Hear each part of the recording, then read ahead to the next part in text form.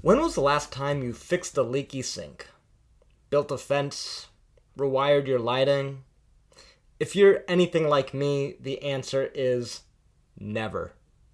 Folks like us rely on skilled tradesmen and women to fix it and make our cars, homes, offices, and vital infrastructure all better. But it's becoming more difficult to find this skilled labor.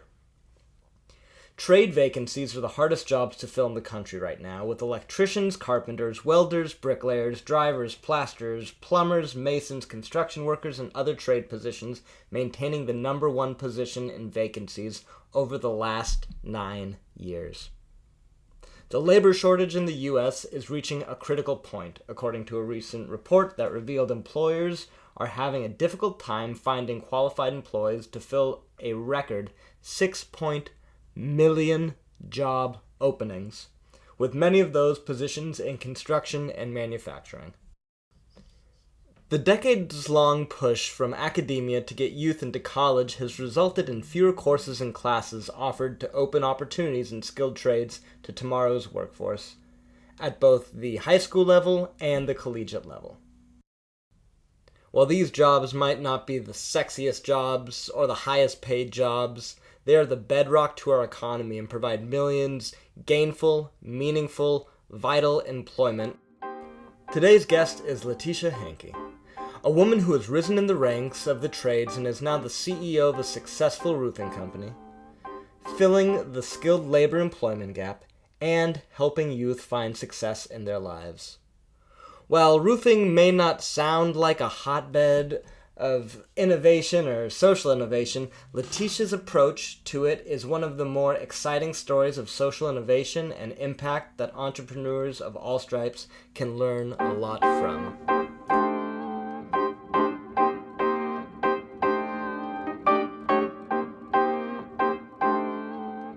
Letitia, thanks so much for joining me today. Thank you.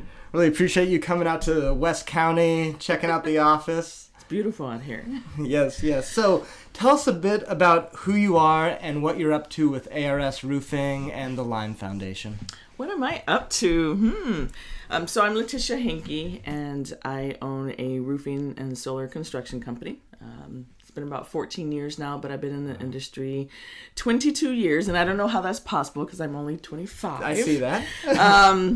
But I mean, I love what I do. You know, I wouldn't be doing it unless it was something that I really enjoy. And it's not like when I woke up when I was 10 years old and said I wanted to be a roofer when I grew up. Right. I just decided that I had this opportunity to own a business and be a business owner. And this is the first thing that kind of came my way. And I've loved every minute of it. So, being in the contractor world, what happened was that I just started noticing that we weren't having enough workers in the workforce. We'd have all these projects but can't get anything done because there's no one to hire. These young people, they're going off to college to be in, computers and doctors and lawyers, but no one wants to be a roofer and no one wants to be a plumber. So a couple of years ago, about 3 years ago, I was with some of my contractors, and we're always talking about, how do we get kids, young people interested in the construction trades. And I started a nonprofit in 2015, which is the Lime Foundation. And one of our programs is called the Next Gen Trades Academy. And we're training young adults, 16 to 24, and getting them interested in the trades. And it just kind of starts off with an education part, just introducing them to carpentry and plumbing. Plumbing is not just about plumber's crack, okay? It's more than that. This is news to me. It's more than that, and they're not teaching it in the schools that you can get into construction and make just as much as a doctor and make just as much as a lawyer. And we're teaching them that. We're saying you can be creative, you can let your creative side out and still be able to make a living, and that's what we're proving to these young people. And it's working. Awesome. They are coming through the program, they're getting hired with local contractors, and so my nonprofit is really it's my heart. It's my heart. And that's me. And it's feeding the business problem that you're running That is into, correct. which is really interesting system that you've created. So, it strikes me as odd. A woman as owning a roofing company, supporting this trade, it's wonderful and it's a little different. So, why are you passionate about this space? Well, it was weird in the beginning. When I ran a roofing company for about 8 years. I was there, and then that opportunity came up for me to get my own license and start my own company. And I was scared. I was terrified. I'm like, number one, I'm about to be a business owner, but then number two, I'm about to be a female roofer and an African American female roofer. So it was just like all these things in one. I'm like, what am I doing? But I did it. I just decided to just go for it. And in the beginning, it was weird because, I was so afraid to be a woman. I was really trying to be one of the guys. So, I had my flannel on and my boots and, had my hat. And, I'd come in, kind of like the guys. Hey, how you doing? And thinking that I can blend in. But there was no way I was going to be blending in because it's a male-dominated industry. So back then, 14 years ago, I didn't know very many female contractors at all. And I felt very lonely. Mm-hmm. So I go to different meetings and, it'd be all men in the meetings and they're like, oh, who's your boss? And I'm like, well, actually, I'm the boss. And I remember one of my first meetings that I went to was a contractors meeting, pretty much all contractors that networked together, and they were all hanging out at the bar, and I just kind of came over and introduced myself, and I had my polo shirt on that had my ARS logo on it. And I walk over to some of the gentlemen and I introduce myself. Hi, I'm Letitia. And they're like, oh, you work for ARS, huh? I'm like, well, actually, I'm the CEO of ARS Roofing. And the general contractor says, ha, from the kitchen to the rooftop, huh? Silence. And that was my first experience. And I've literally been the owner, I don't know, 6 months or something. It was and I'm like, okay, I need to get out and mingle and meet people. Right. And that was my first experience. So, and I was weaker back then. I wasn't as strong. I mean, I had to go several years really building up my stamina and like, I could do this. I'm not going to let them get me down. Yeah. And I had experienced a lot of this even as a child. I was bullied as a kid. I grew up in Lake County, if you know where the Lake County is. So I grew up in Middletown and Hidden Valley, and my parents moved me and my brother up there when I was 5 years old. We lived in Berkeley, and they moved us up to Lake County. And so shock. I'm in Middletown, and there are kids that have literally never seen a black person before. I mean, especially in person. So for many, many years, I got called, everything you can imagine, everything.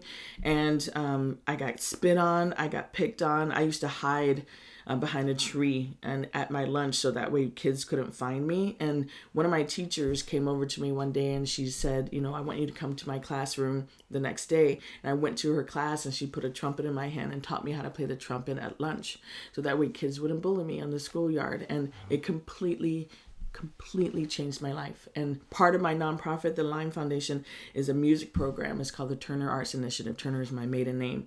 And I wanted to have a program for, young kids that have experienced bullying or have low self-esteem, and they can now channel that through music and performing arts. And so we honor a lot of those students through that type of thing, because it changed my life forever. It really did. So I just, after all that bullying, then I get bullied as an adult being a female in a roofing industry, in the construction. So I felt like I was thick-skinned, but it hurt, it really did. But I got through it and I proved myself, and I have great friends, in the construction industry. I've met a lot of women now. There's been a lot more women coming up in the industries, and I haven't met a female roofer yet. I'm working on it, but I haven't yet. Someone can You're contact growing me. A few, I think, aren't you? There were a few that, yes, I am. I'm grooming some right now. There was a female roofer that contacted me in like North Carolina or something like that. She's like, oh my gosh, another female roofer. So I am looking to, find some other female roofers to, canoodle with. So. So 14 years later, do you find yourself continuing to run into this kind of male culture within the industry? It's really rare now. No, it's really rare. I mean, maybe in a client, there was a lot of sexism in the beginning. At first I thought I might experience some racism, and people ask me that. They're like, do you experience racism more or sexism more? And at first it was sexism, and then all of a sudden I had, some racism happen, and, I just had to let it go and continue to do what I'm doing. And you really do have to be thick-skinned. And I had an incident that I don't experience racism that often. I mean, maybe the limpy handshake every once in a while, and maybe the door slammed on my face a couple times. But I think the worst one I've experienced in my entire career is a couple years ago. There was this a couple older clients over the phone. I had never met them before. And this is when I was still kind of hiding out. If you look at my marketing now, I have my picture on everything. I used to sign my name L.R. Hankey so people wouldn't know that I was a man. I mean, surprise! You know what I mean? Surprise, I'm a man. No, so they wouldn't know I was a woman. I signed it L.R. Hankey, so they think I'm a guy, and so I was still hiding out. Yeah. And there was this couple, and I, we were over the phone talking about the bid. They loved the bid. They said it looked great. And my staff was very professional. They were ready to go with the contract. Let's come over and sign the contract. Fantastic. I'm on the way. So I set up an appointment. I go there. I'm in my cute little dress and I have my pink little shoes on. I was so cute. And then I walk up with my sample board, and, that's not typical to have a female in a, pretty little dress and pink shoes with a sample board. But anyway, I show up and, I knock on the door, and she answers the door and she goes, oh, she kind of like jumped a little bit, and I was like, oh, hi, and I stick my hand out and I'm like, hi, I'm Letitia, how are you? And she, limply shakes my hand, and I'm like, she's like, well, I'm fine. And her husband comes by, and now her husband and I had this great relationship over the phone. We were joking around. It was just fantastic, right? I'm just like, hey, great, I'm about to meet my new stepdad or something, right? I get there, he walks past, he sees me, I'm like, hi, and I hold my hand out, and he looks down at my hand, he looks back at me, looks back down at my hand, and he walked away. And I didn't know whether I should run for the hills or continue with this process. So she invites me in, which now I'm a little leery, right? Okay, so I'm like, okay, how do I do this? So I walk in, and I'm sitting at the table with her only. He's gone. He walked out to the living room somewhere. So she and I are talking. She's quiet. I go through the bid again. I said, I'm probably there 4 minutes at this point. I said, so which one did you guys decide on? And she said, well, we're not really sure. We're ready for this. We've been talking about it, and, we're probably not going to do it this year, And I said, okay, no problem. I understand. I said, well, I did bring some sample boards with me. I know you guys wanted to see some colors. I said, would you like to go ahead and look at some colors while I'm still here? And she says, yeah, let's just go ahead and do that on your way out. And I said, no problem at all. So this is probably 7 minutes by this point. I get up, I get my papers. We're walking towards the door, and he comes back and he says, I just want to let you know we have an alarm system on our house, and if anyone tries to break in, it's going to go off very loudly. And I said, thank you very much for letting me know. You guys have a wonderful day. Yeah. And I walk out to my car, and I drive away, and I pulled over on the side of the road, and I literally bawled my eyes out. Yeah. It was rough. That was a very rough day for me, because I still think about that day. Yeah, I can tell. So I went back to my office, and I told my office staff what happened, and we took their contract and we put it through the shredder. Because guess what? I can do that. I'm the boss. I don't need their business, Right. So, and that felt good, actually. I never heard from them ever again. And, you can call it what it is, but there was no other reason besides the fact that I showed up there and I was not what they were expecting. And, right.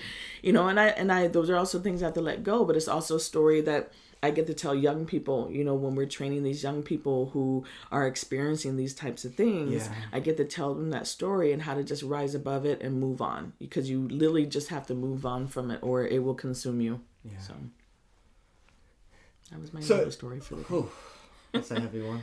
As you're training these youth, is a component of the training how to deal with some of the the perceived stigma of the color of their skin or the tattoos that some of these kids carry? Yes, because everyone, people judge automatically. Yeah. We just teach them how to have a personality and how to present themselves properly. One of the portions of the program is that we bring in specialists that actually work with the students on good eye contact and how to have good posture and how to speak clearly. Yeah, I would say that and stutter at the same time. Of course. And it's a great, it comes at the very end after we've gone through a bunch of the training and the education. The technical all stuff, that stuff. And then at the very end, we bring them in so that way they know how to interview properly. Yeah. And whether you've got a tattoo up to your neck or on all the way to your fingers, you can still sit there and present yourself properly. And, people will look past that. People have looked past that I'm a female. People have looked past that I'm black. And people look past all of that if you just present yourself properly. So we are teaching them that. And a lot of these students are rough students. They've come from, really rough backgrounds or just, really hard backgrounds like single parents, divorced parents. Some of them have been adopted. Some of them are foster kids. I mean, they've gone through a lot of stuff. And so, we're here to really help them through that and take that next step in their lives. I feel like this model that you're creating is it's such a win-win-win. Was this a model that you saw another organization do? Is it something that you're creating? Are you seeing other people following a similar type model? All of this has happened simply because Lime Foundation, I wanted to start one nonprofit, and I met this lady 3 years ago who said, you know what, you could start one nonprofit with several programs. What are the things that you care about the most? And I literally sat there with her for 15 minutes to list out all the things. And, one was health. We have a senior activity program that helps seniors, stay healthy and get exercise. So we bring in a nutritionist to different senior homes or senior facilities, and she teaches them how to cook and eat healthily, is that a word?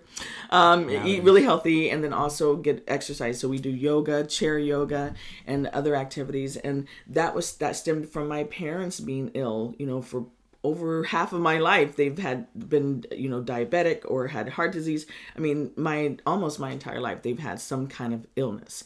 And so I wanted to help seniors start to be healthier again. So she's like, okay, great. That's a program. What else? And I'm like, well, I told her about my story of how music changed my life as a kid. I want to start a program for other kids like that. Great. We'll call that the Turner Arts Initiative. I'm like, great. I love that. That's my program. And then lastly, it was just the program about basically training. I mean, my boss trained me, so that way I could get my own license. And I'm like, yeah, I want to train young people so that way they can, in a few years be able to go and get their license. And then now they're hiring more of our students, to have this complete circle. Yeah. And I'm like, I want to do a trades academy. She said, great. Start your trades academy. And I'm like, great. She said, what else? I'm like, well, those are the things I'm the most passionate about. Well, fantastic. Let's start your nonprofit. Yeah. And that's what I did. So it just, the idea, all the little ideas just kind of came from pieces of my life. And now I get to, I'm going to retire one day, from roofing and be able to do my nonprofit the rest of my life and still do all the things that I love the most. So no, I never knew there were I know there's other programs around that kind of help with technical and other kind of unconventional type industries. Yeah. But, we're looking to start our auto academy, our next gen auto academy, our next gen chef academy. These are all things and industries that young people don't know that they can go into. And if they stick with it, they can absolutely have an amazing career like I've had. So yeah, they're just ideas that just popped in my head, probably in the middle of the night when I'm having insomnia. I have all these little great ideas and I jot them down, and so most likely that's when it happens. Yeah, here's my sticky notes. I got a bunch of sticky notes on my wall. That's how I plan. It just happened, and then I just started calling people. Like over the years, I've met so many people like I'm at an event or something, I meet people, and then I just remember those people, and then when things happen, I start calling those people, like contractors, that I've met at different events. I call them, hey, I've got this trades academy, do you need to hire people? Yes, we need people. And then they hire them. So I just kind of stay in touch with people, and I love going to different events and places and meeting new people, because you never know when you're going to meet someone that's going to change your life. And that happened for me 14 years ago. When I went to get this loan for this company, no one would give me a loan, and we had a bank that said, I think we can do this, and they gave me a big hunk of cash, and they took a chance on me. So I'm taking chances on people as well. That's awesome. Thank you. When you're going through this, you make it sound so effortless, and I know that can't be the case. So how are you able to sustain this triple bottom line?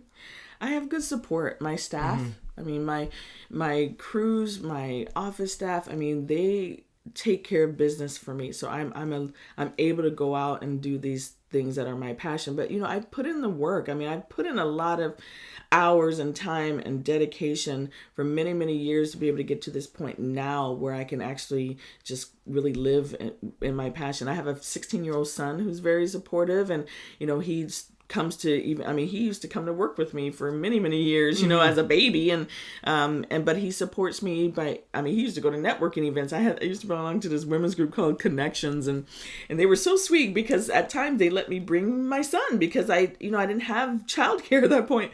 And so I'd bring him. He's 8 months old, 9 months old, and he'd just sit there hanging out with the ladies, and and he still does that now at 16, not that I like it, but I have a great support around me. My parents, they've been there for me all the way through. But it's just the people that I've had around me that has just really helped me be able to. I have business coaches and life coaches. I mean, I have people that, really help me stay sane, because people are like, well, when do you sleep? I'm like, right. Whenever I get a chance.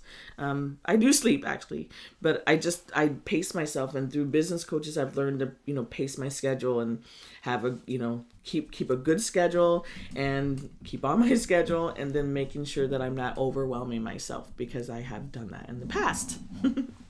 So that helps. That support network is what keeps me sane as well. Yes. Keeps me grounded. Keeps me on track. Yes. Calls me on my crap. Yes, and lots of prayer. Lots.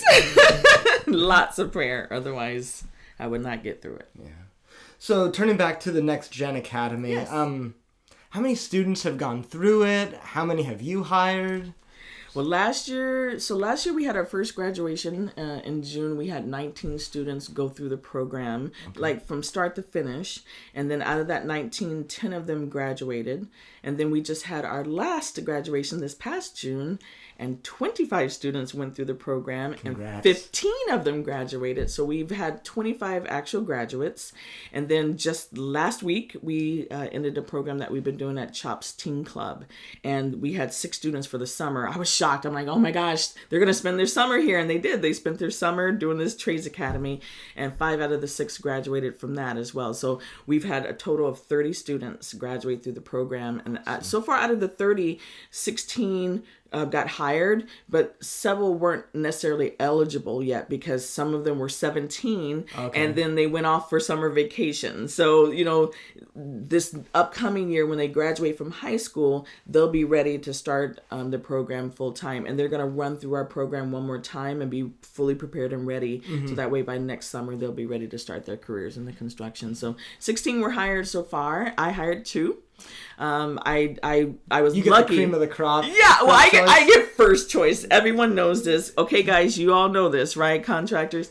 I hired the first 2. I hired our top 2 students from. There were 2 separate classes. One was from Rancho Cotati High School, and one was from Youth Connections. And I hired the 2, and then they just happened to be the top 2 students that went to the Bahamas with us, because we have a program called Limelight, and it's a solar program. So we build portable solar kits, and they were the top 2 students that built these kits during our classes, and they came to the Bahamas with us. We have a partnership over there with CTI. It's a Career Technical Institute. Yeah. They deal with electrical and carpentry, and we met the students over there, 15 students from there, and they range from ages pretty much like 17 to 30. And they went there and we brought all the solar out there, and then they built the kits from scratch. And then they were able to take these solar kits, and now they get to use them with their power tools and, in their classes. They didn't realize that they had like this portable solar opportunity. Whoa, and it was the most amazing experience, Lily, of their lives, of course. Those guys being able to go out there and do something like that. But to get the feedback that we got from these students that Lily, they don't have anywhere near what we have available to us here in the United States. I mean, it's just they're going to this career technical institute for basically nothing. They don't have the job opportunities there at all. They're giving them hope, and we just gave them a little extra. So we're working on trying to get a couple of the students out here to start working for our contractors, because there were some absolutely amazing students over there. So that was a grant that we got for this specific program, and so we're taking it around the world. We're trying to change the world. It's not just about making a difference here in Sonoma County, which we are doing. Yeah. But, for me, I'm more than just, being here in Sonoma County. I want to change the world if I can. And I'm doing it a little bit at a time. Yeah, it's the ripple effect. So it's been fun. So have you noticed an increase in this challenge in the workforce, given kind of the high schools and public education has really reduced these extracurricular classes, whether it be in the trades or in the arts? They're reducing it out of, I don't know what schools still have that type of thing. Even wood shop, that stuff is gone. It's, it's not there anymore. And so because it's not there anymore, these students don't realize that they have the opportunity. So we're having to go to these places. We've been in talks with several other different places that want to have our program there, because they're seeing that it's working. These students are starting and making, $15 to $20 an hour to start at these companies, just knowing nothing at all. And they're like, and working full time, coming right on working full time. So people are recognizing it, and contractors are recognizing it as well. They're calling us and saying, hey, we've been hearing about this program. We're hiring right now too. So I've got this long list of contractors now, and I have now a short list of students, because they're getting hired so quickly that I'm like, we have to keep doing the program because they're getting hired so fast. With the rebuild of Sonoma County, we're going to be doing that for so many years, and these contractors need to be able to work fast enough to get these homes built, but they can't do it without a workforce. So now what's different now is before we weren't really willing to train new people. We were just like, oh, you're a newbie, never mind. It's hard. It's a lot of hard work to train, new people that have never been in the industry, especially roofing. I mean, they're up on roofs and, it's like steep and, but now we're just like, okay, it's time, because we're noticing our workforce is also getting older, and they're ready to start retiring. So we're like, okay, we better start training, but it's kind of late because we have this huge gap already. It's a huge gap. We've got 20-year-olds. And then 50-year-olds. I mean, that's it. Where's the middle? That middle is it's really not there. I mean, even when I look at my entire staff of my workers, I don't have a lot that are in the middle. So we have to get these young people trained now. And now these contractors are realizing that, and they're willing to be patient and get them trained, and it's working. And what we're finding is that these young people are passionate. They're excited. I remember the first I hired Alex, and he's 18, and he comes, and it's his first day at work, and he's all prepared and ready, and he's there early, and he's been like that now for like a week. And then I come in, I said, hey, how are things going? He said, oh, I'm having so much fun. I'm like, fun? Roofing's not fun. What do you mean fun?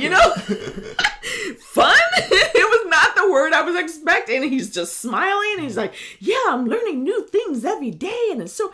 They're like, wow, this is new. This is so new to them. I just hired another young person yesterday. He's doing gutters, and he's starting to work in my gutters. And I texted him literally this morning. I'm like, hey, how was your first day? And he said, honestly, Letitia, and then he did ...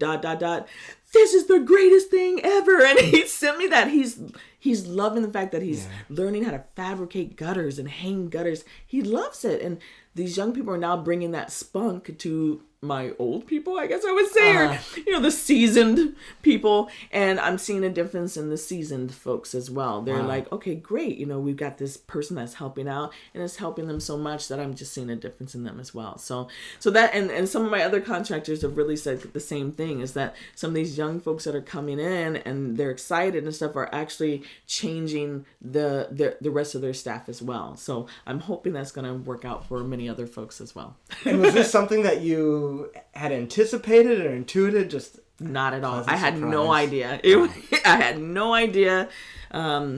I'm so thankful for that dynamic, because I feel that that's a real positive thing to be able to, let my contractors know in advance, hey, you should hire our students because these are the things that are happening. Yeah. So I was not expecting it, but I'm surely happy about it.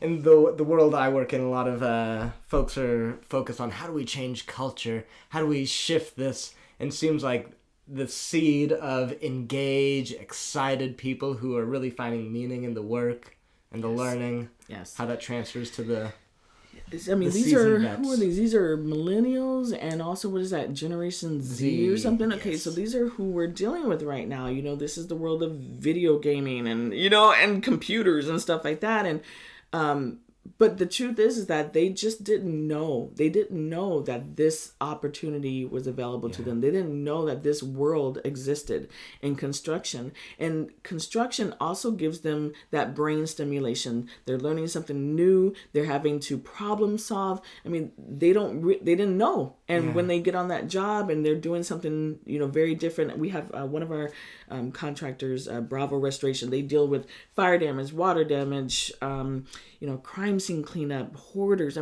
Every day they're going to be going as a different experience every single day. And they just hired one of our students as well. They've hired 2 so far. And, these students get to experience something, you go to Starbucks and you're a barista and that's a great job. And, you get to do that. But then in the world of construction, you're building a home. You're building a home for someone who lost their home. There's so much meaning there when you think about it. All of these students right now, they're working on projects right now of rebuilding some of probably their own homes. We had 3 students lose their homes in the middle of our program. And they still came back to our program because they said, where am I going to do? Where am I going to go? What else am I going to do? Right. And they still came back to our program. And they know now that they get to go off and help build a home for somebody. So, there's meaning there in this type of industry. And so we're showing them that they're really making a difference. And for me, I'm bringing security to families. When I do roofs, it's not just about doing a roof for somebody and making the money. It's the fact that I'm literally providing security. That having that roof over your head is something that's important to me, because now these families can feel secure and safe in their homes. Yeah. And we're teaching these students that that's what they're doing. So. I think the system that you've created is so brilliant, and I want it to be replicated. How do we scale ideas like this? It's just people have to be willing. Someone has to be willing to, to take the time out and create something like this, and then get the word out and then just do it. People have ideas every day, right? Right. It's all about actually implementing those ideas. You can't make a difference if you're just sitting there with notes or sticky notes on your wall. Uh-huh. You actually have Guilty. You actually have to do it and take that next step. And that's the only thing I did. I just literally just took the next step. I created my board. I, got the students and talked to people, and that's all I really did. And so there's plenty of room, there's other programs out there, there's plenty of students. I can't service all the students that are out there. Right. It's impossible. Right. So we do need other programs. And I know Doug Hamilton, he has a program that he's doing. He's with Oakwood Construction, and he's doing a program as well and training these students.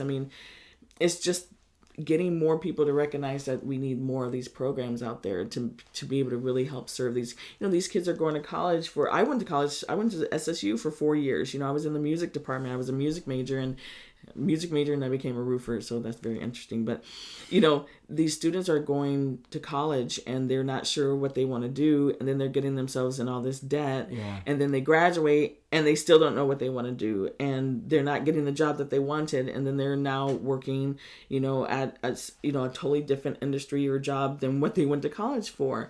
And, they can take that same amount of money that they were spending on college and have a career and, as a general contractor, get their license and start their own company and be their own boss and hire people. I tell these young people that they can start a handyman service. My son started a handyman company with his two boys, his two best friends this summer. And they worked all summer long doing yard work and stuff because they wanted to be their own bosses. And I tell these young people, you don't need a license to be able to do handyman work. If you know how to plunge a toilet, if you know how to do some yard work, a little bit of yard work for someone, there's always elderly or veterans or people that need help. And I'm just like, you can start your own business tomorrow and I will be there to help you do it. So so we just have to spread the word and let people know that, it's time to, support something like this and realize that there are kids that are just not meant to go to college. They're not ready to go to college. Maybe they'll go to college later. But for right now, it's not the thing for them, and they need to have another option, or they're going to end up out on the street or homeless or on drugs. Or, I'm trying to really help that situation, these young people, giving them a direction. And that's basically all we're doing. And it seems like over the last, maybe decade or more, that the narrative around education has been very myopic. It looks just like this. You go to high school, you get your GED, you get your college, you get your degree. That's it. And then you get a job. And evidence shows us that that is not the case. People are learning in far different ways than sitting and being talked at. So I think this experiential approach, I think I would have gravitated towards something like this because I learn by doing. And that's so absent from the classroom setting. We like the fact of having the Chef Academy, teaching young people how to cook and have healthy meals, maybe to help the obesity problem that we still have, especially in young kids, if they actually cook their meals instead of to fast food all the time. So just all these little ideas that we're having, and we're thankful to be able to have partners in the community that want to make it happen. So we're just going to continue creating these programs and doing it. Good. So what advice do you have for others who are small, medium-sized business owners and want to do something innovative like what you've done? Well, there's a couple things. One, you could be the creator and decide to create something of your own. Think about whatever your passion is and maybe some of the struggles that you've had and like channel it into something that can help other community people. So I always tell people to try to think about that. But then if you're not quite ready to start your own thing, support some of the other programs that are out there. We have our programs and there's other programs that are available as well. And you could either be a volunteer, you could be, sponsors, you can be people that just support the whole program. So, there's two ways that you can make a difference. So it doesn't always mean you have to go out and start your own thing, but you can be a part of, helping another thing grow. And luckily we've continued the growth just through things like this, these opportunities. So, thank you. Of course. And now for a little bit of a curveball, but I know singing and music is a big passion of yours. Yeah. So how is social innovation, entrepreneurship like singing? Oh, that's a curveball. Yeah, you could have given me that question early in advance so I could think about it. Or like music. If I say it's like music, it's ever changing. The music that I write could be very different depending on the mood and depending on what even happened that day or what happened that week. My industry, what I do as a CEO, is different every single day. It's ever changing on a regular basis. So if I'm going to compare it to music and my CEO life, it's just it's quite the merry-go-round. So, but it's enjoyable, and I love them both. Excellent. That was a great answer. Thanks for dancing with me there. Any calls to action, parting words before we wrap up? Parting words. Well, if I could plug an event. Please. So we do a fundraiser every year. It's called Believe in the Dream, and it's really about people that, they have these dreams and things that they want to do in life, but they don't implement them. And so Believe in the Dream is kind of our story of how our program has changed, and from the beginning until now over the last 3 years. And so we have it at Vintners Inn, John Ash, and on September 13th this year. And we have a couple really special guests that are coming that I'm really excited about. So Donald Foyle, he is a retired NBA player and the community ambassador for the Golden State Warriors, and he's our keynote speaker. Wow. And he's been through quite a bit of trials and tribulations, and he's basically just going to talk to these students and people about how he was able to overcome those obstacles and be where he is today, and all the things that he's gone through. So yeah, it'll probably be focused around sports and basketball, but it's still the same concept. Right. So we're really excited to have him there this year. And then we have a guest flying in from out of town, Kristen Ashley. She's a New York selling best author, and she's just coming in attendance to be there to support the event, and she's a sponsor of the event, and she's auctioning off some of her seats at her table, and we have a big soiree afterwards with her there, and to talk to people one-on-one. So we're just really lucky to have people like that are gravitating to our event, because they want to be there to help. And we'll have many of our students there. We have a lot of fun. We have great performances this year. Miss Sonoma County, Tyler Avery Lewis, she's going to be performing there. She's our scholarship recipient this year. She's a performer, and she's going to be performing, and we're going to present her with her scholarship. So I'm really excited about that. And we get to just honor the people that have been helping with this program, our sponsors, our contractors, and I'm just really excited about this year. It's going to be bigger and better. Last year it was fantastic, but this year we've got some great surprises. So, and it will sell out. I mean, guaranteed. Last year almost sold out. This year for sure. We already have like 120 people signed up. We have 150 spots. So I literally only have about 30 to 40 more tickets left. So, you can go online to our limefoundation.org, thelimefoundation.org, and that's lime like lemon lime, and be able to get tickets there. Excellent. Well, I look forward to being there September 13th, Vintners Inn. You don't want to miss it. No. Just thank you so much for all you're doing, the opportunities you're providing, the path you're carving out, and for your time. Thank you as well.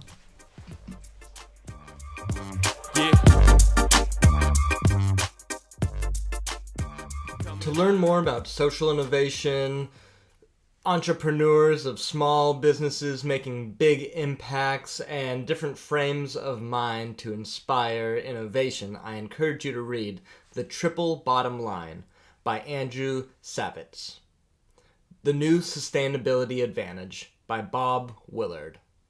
And Einstein's Dreams by Alan Lightman. A big thanks to my sponsor, Jay Lately, for providing the music for Onward.